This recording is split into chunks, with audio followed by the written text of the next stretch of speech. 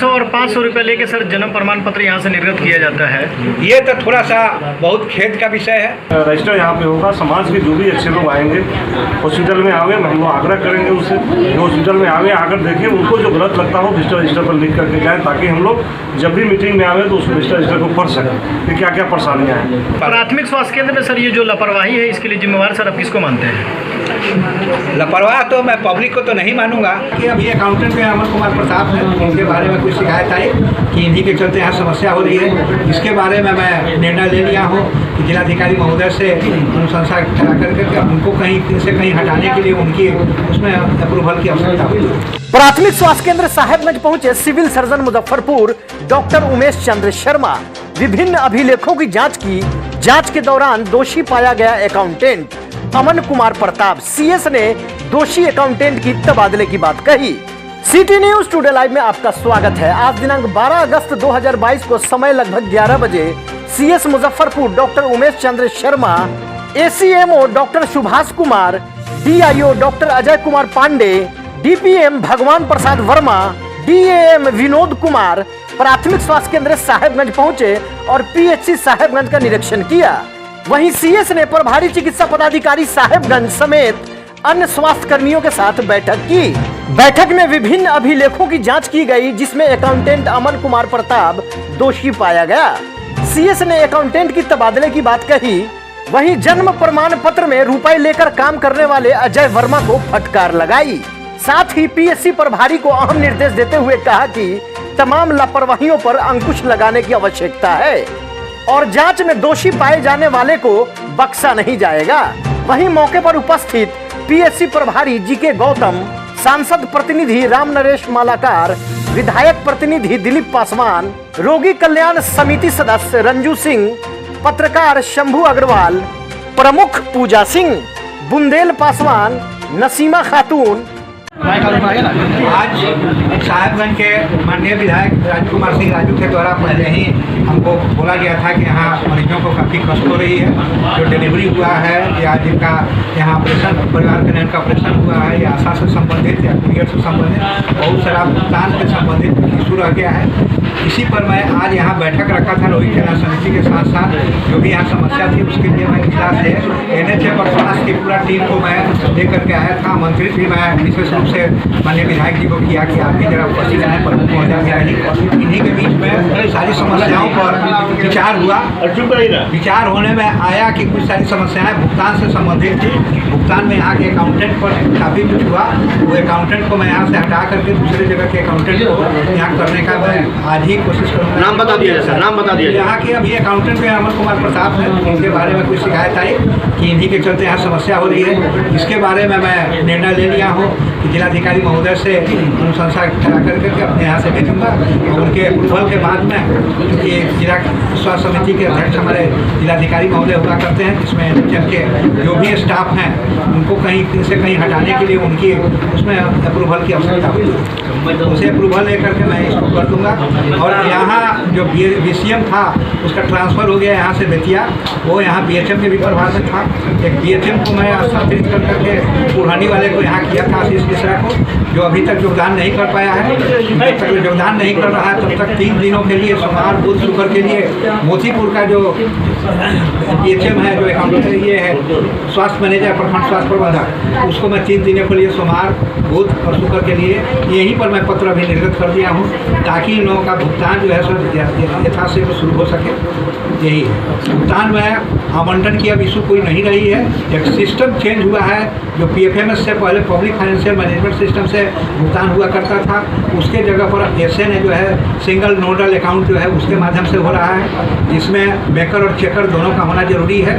तो चेकर जब तक मैनेजर नहीं रहेगा या BCM नहीं रहेगा तब तक नहीं हो पाएगा। मेकर अकाउंटेंट होते हैं, उनके रहने के बावजूद भी मैं भुगतान नहीं कर पाऊँगा। इसलिए मैं आज ही पत्र निर्गत कर दिया हूँ। मोतीपुर वाले जो स्वास्थ्य प्रबंधक हैं उनको डुअल चार्ज के लिए वो यहाँ कल से काम करने लगेंगे। उनको 3 दिन यहाँ 3 दिन वहाँ का किया हूँ।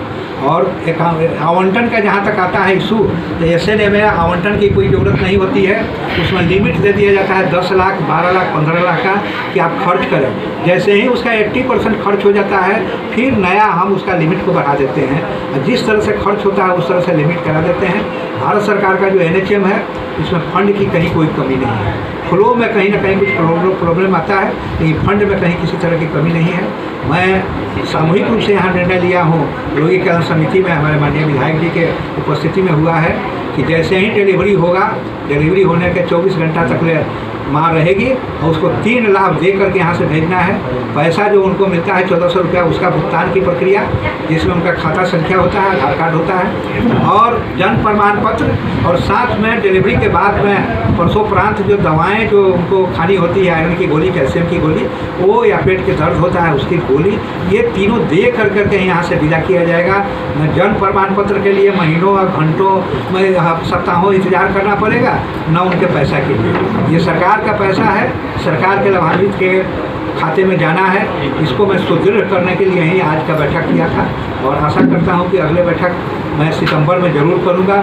माननीय विधायक जी को भी मैं उसमें बुलाऊंगा, प्रमुख महोदय को भी बुलाऊंगा और चाहूँगा कि अगले महीने के बैठक के पहले काफ़ी कुछ जो समस्या थी उसका समाधान निकल जाए और आप लोगों का जो भी यहाँ हमारी आशा की शिकायत थी, मरीज की शिकायत थी, या मीडिया का भी कुछ ना कुछ कहीं ना कहीं कुछ रहा है, उसको मैं समाधान करने में सफल हो पाऊँगा। आपके यहाँ PSC में पानी की मैंने पेयजल की घोर अभाव है। RO खराब पड़ा हुआ है, 2 दिन 4 दिन के लिए चालू होता है फिर बंद हो जाता है। दरअसल चापाकल है, वो चापाकल जो है सो कि कीचड़ कांदो और मतलब कि आयरन उबलता है। इस परिस्थिति में पीने की पानी मरीज और उनके अटेंडेंट को खरीद करके ये व्यवस्था करनी पड़ती है। इस संदर्भ में आपका क्या कहना है? ये यहीं पर चर्चा हुई है कि 3 से 4 चापाकल की व्यवस्था भी जनप्रतिनिधि लोगों के माध्यम से उसको कराने का प्रयास होगा कि हफ्ता 10 दिन के अंदर में चापाकल भी कर जाए। RO अभी यहाँ का कार्यरत है, कोई भी चीज़ रहता है तो खराब हो जाता है, फिर ठीक कराया जाता है। मैं प्रयास करूँगा, प्रभारी से मैं दे रहा हूँ, आदेश दे रहा हूँ कि यथाशीघ्र कोई भी खराब होता है तो घंटा में, 2 घंटा 4 घंटे में उसको ठीक कराने का प्रयास करें, या फिर एक एक्स्ट्रा दूसरा RO का व्यवस्था कर दें कि एक कम से कम चालू स्थिति में हमेशा रहे। रोगी कल्याण समिति, ब्लॉक प्रोग्राम मैनेजमेंट यूनिट और एक है आयुष्मान भारत योजना, ये 3 योजनाओं में अस्पताल में कुछ ना कुछ फंड आते रहता है जिसका रोगी का कहीं भी कल्याण सब जुड़ा हुआ है। रोगी या रोगी के अभिभावक, उनके साथ जो अटेंडेंट आते हैं उनका कल्याण जुड़ा हुआ है, उससे उसको खर्च करने में कहीं कोई दिक्कत नहीं है। उस राशि का आराम से होगा, उसमें पानी का भी व्यवस्था होगा। आशा लोगों को रात्रि विश्राम में कष्ट हो रहा था, उसके लिए भी मैं कहा कि उन लोगों को व्यवस्था प्रभारी अपने स्तर से यहाँ अस्पताल परिसर में ही उनको करेंगे, ताकि वो भी महिला हैं, किसी घर की बेटी हैं, किसी घर की माँ हैं, बहू हैं, वो सम्मानजनक हमारी कार्यकर्ता हैं, उनको भी सुरक्षा देने का, स्थान देने का मेरा कर्तव्य होता है।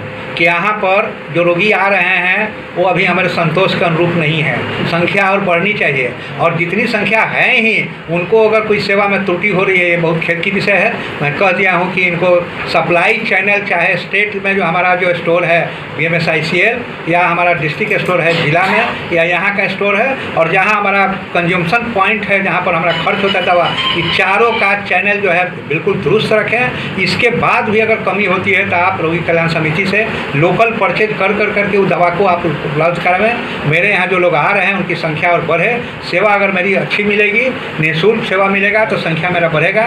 जो गवर्नमेंट का जो प्लान है, गवर्नमेंट की जो इच्छा है वो पूरा हो पाएगा।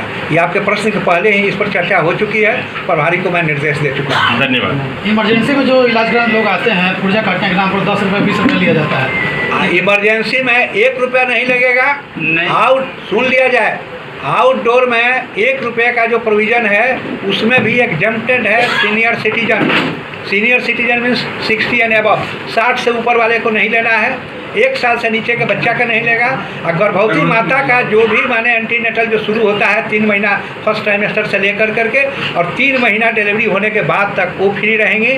और AES का मरीज जो होता है, कोविड का मरीज होता है, वो फ्री रहता है। 1 रुपये का भी चक्कर नहीं। 300 और 500 रुपये लेके सर जन्म प्रमाण पत्र यहाँ से निर्गत किया जाता है। ये तो थोड़ा सा बहुत खेद का विषय है। आप जो बोले इससे पहले भी चर्चा आई, और सर सालों साल हो जाते हैं उसके बावजूद भी लोगों को जन्म प्रमाण और मैं इंस्ट्रक्शन दे चुका हूँ, लिखित रूप में यहाँ पर आदेश हो चुका है कि 3 लाभ ले करके प्रसूति माँ जो आवेगी यहाँ डिलीवरी के लिए, उनको 3 लाभ दे करके भेजना है। जन्म प्रमाण पत्र, जो डिलीवरी के बाद में आयरन और कैल्शियम की दवा, और साथ में थोड़ा सा पेट में ममोर होता है उसके लिए एंटीस्पाजमोनिक, और पैसा ना चेक मिलेगा ना नगद मिलेगा। पैसा का जो उनके खाता में जाएगा SNA के माध्यम से, उसके लिए उनका खाता नंबर का, बैंक का वो कार्ड, ID प्रूफ ये ले करके यहाँ दे देंगे। और तीनों के बाद ही 24 घंटा डिलीवरी होने के 24 घंटा तक यहाँ ठहरेंगे और लेकर के जाएंगे। इसका अनुपालन हो रहा है कि नहीं हो रहा है, अगले बैठक में हम लोग उम्मीद करेंगे कि 100% अनुपालन। प्राथमिक स्वास्थ्य केंद्र में सर ये जो लापरवाही है इसके लिए जिम्मेवार सर आप किसको मानते हैं? लापरवाह तो मैं पब्लिक को तो नहीं मानूंगा, लेकिन कुछ पब्लिक का सहयोग, कुछ समर्थन और कुछ न कुछ मॉनिटरिंग ये भी ज़रूरी है। स्वस्थ मॉनिटरिंग भी बहुत ज़रूरी है कि उनको विरोध ही नहीं करना, उनको इंगित करना कि सर आपका कर्तव्य तो ये था, दीदी आपका तो ये कर्तव्य था, आपने इसमें क्यों नहीं ऐसा किया। इस पर भी मानव स्वभाव होता है कि धीरे धीरे परिवर्तन होगा। हम लोग नेगेटिव एटीट्यूड लेकर के नहीं चलते हैं, हम लोग पॉजिटिव एटीट्यूड लेकर के चलते हैं। 60 लाख की आबादी मेरे ऊपर निर्भर है, उसको कैसे मैं अधिक से अधिक, केवल साहेबगंज के मामला नहीं है, मेरे लिए 16 ब्लॉक और DH डिस्ट्रिक्ट हॉस्पिटल है, सब के तरफ मैं एक ही लेकर के चल रहा हूँ कि कैसे सब लोगों को मैं सुविधा दे सकूँ। एक बैकलॉग वाली बात जो है कि जो कि डिलीवरी वाला है, चाहे ऑपरेशन वाला है, चाहे जन्म प्रमाण पत्र, बैकलॉग के लिए मैं यहाँ जो उसके लिए जन्म प्रमाण पत्र वाले जो थे उनको वजह को बुला करके मैं कहा कि वहाँ से क्लेम आने के सवाल नहीं है। बैकलॉग जो जन्म प्रमाण पत्र का है उसके लिए आपके पास में पक्का प्रूफ है, लेबर रजिस्टर, डिलीवरी रजिस्टर में जो भी जन्म प्रमाण पत्र के लिए हमको चाहिए, जो डॉक्यूमेंट चाहिए उसमें सब कुछ जानकारियाँ हैं। उसके आधार पर आप जब से बकाया है उसको पार्ट कर करके धीरे बना करके अगला बार हम लोग मेला के रूप में चाहेंगे कि जन्म प्रमाण पत्र और लाभ की सूची, जैसे ही जिनका जो 1400 रुपये या 2000 ऑपरेशन वाले का भुगतान हो जाता है, उनके नाम के सामने जो रहता है वहाँ पर भुगतान डाल दी जाएगी, सीधा हो भुगतान की तिथि डाल दी जाएगी, इस तारीख को इनका भुगतान हो गया है, ताकि जो आदमी कंप्लेन लेकर के आता है कि मेरा डिलीवरी जो है ऐसे 4 साल पहले हुआ था, भुगतान नहीं हुआ है, 4 साल पहले का डिलीवरी रजिस्टर निकाला जाएगा, उनका नाम देखा जाएगा कि कौना महीना का किस तारीख को हुआ है, उनके नाम के सामने इंगित है कि नहीं है कि भुगतान हो गया। इस तरह मैं बैकलॉग कराने का कोशिश कर रहा हूँ। थोड़ा बैकलॉग यहाँ का काफ़ी लंबा हो गया है, उस लंबा बैकलॉग को थोड़ा करने में समय लगेगा, इसलिए मैं चाहूँगा कि धीरे हो जाए। वहीं जदयू नेता शंभू प्रसाद गुप्ता CS को शिकायत करते हुए कहा कि करोड़ों की घोटाला PSC साहेबगंज में की गई है, मामले की जांच कर कानूनी कार्रवाई की मांग की है। देखिए रिपोर्ट। मेरा ये कहना है, 1 मिनट समझिए, 1.5 महीना हॉस्पिटल बंद था, महिला मर गई स्टाफ की गलती से, सारे मीडिया लोग मौजूद हैं। प्रसव के लिए देवरिया, मोतीपुर, साहेबगंज, केसरिया जाना पड़ता था। पूर्व अध्यक्ष रामानंद विश्वविद्यालय अध्यक्ष 5 आदमी मिल के मीडिया के सहयोग से हम लोग हॉस्पिटल को चालू किए। 1 महीना के बाद में सहायक थे प्रभारी रामानंद आए 9 बजे रात को, यह हॉस्पिटल देखा जाए, ड्यूटी में कोई डॉक्टर नहीं था। CS के हम फोन किए, DM को फोन किए, अब BDO को बुलवाए, ड्यूटी में कोई है तो नहीं है, बात कीजिए। बात हुआ साहे जी को, ताकि उपिंदर जी प्रभारी रहे, इतना बढ़िया चलाए, वो रिटायर कर गए। उसके बाद गौतम आए, इनके ज्वाइनिंग में मेरा अहम भूमिका रहा, और हॉस्पिटल को आके देखे सब ठीक था, इधर भ्रष्टाचार पर चला गया है। अकाउंटेंट के हम फोन किया, क्या जी 3 महीना से ताला बंद है, क्यों नहीं ऑफिस खोलते हैं? तो गर्मी है, हमारे के मैनेजर के घेरा के खपरा पोस्ट में है, उसमें गर्मी नहीं लग रहा, इसमें आप पैसा नहीं है जो कम करता है। हम यहाँ खोलिए 2 रोज खोले, फिर गायब हो गए, समझ गए। यहाँ भ्रष्टाचार है। 7 लाख का सेट बना है, 4 गो पंखा लगा है, अल्बेस्टर से देख लिया जाए। 87 लाख रुपया गमन हुआ है। एक भी स्वास्थ्य केंद्र पर रंग को जला नहीं, सब जांच के लिए सब समझ गए। बैठक में आई है तो सीरियस होइए आप। मीडिया को भी गई है वैसे, मैं भी जहाँ तक यहाँ लिखा सोच है 500 रुपया लिया जा रहा है जन्म प्रमाण पत्र। अब बोलिए, बताइए। ये भी संज्ञान में आना चाहिए। और लोग ये जो है राष्ट्रीय ग्रामीण जो है मिशन जो है किस लिए बना, काहे बना, और इसका जो है करोड़ रुपया जो है गमन हो रहा है यहाँ पर। और आज तक जो है मैंने ये जो है रोगी कल्याण समिति का बैठक नहीं किया गया, उसका पैसा किन प्रकार निकासी कैसे हो रहा है, किसके आदेश से हो रहा है ना, ये सारी बात तो हमको सुनना है। सिटी न्यूज़ टुडे लाइव में आपका स्वागत है। आप देख रहे हैं सिविल सर्जन मुजफ्फरपुर जो है प्राथमिक स्वास्थ्य केंद्र साहेबगंज में आए हैं। तमाम विषयों पर चर्चा हुई है, बैठक थी और प्राथमिक स्वास्थ्य केंद्र की तमाम समस्याओं को इनके सामने रखा गया है। और यहाँ पे क्षेत्र के जनप्रतिनिधि, क्षेत्र के गणमान्य व्यक्ति, तमाम लोग यहाँ मौजूद थे। और इसमें जो है अकाउंटेंट को दोषी पाया गया है, जिनको हटाने की बात यहाँ कही गई है। और CS साहब जो है अब प्राथमिक स्वास्थ्य केंद्र साहेबगंज से कार्यक्रम समापन के बाद यहाँ से प्रस्थान कर रहे हैं, यहाँ से जा रहे हैं। आप देख रहे हैं सिटी न्यूज़ टुडे लाइव।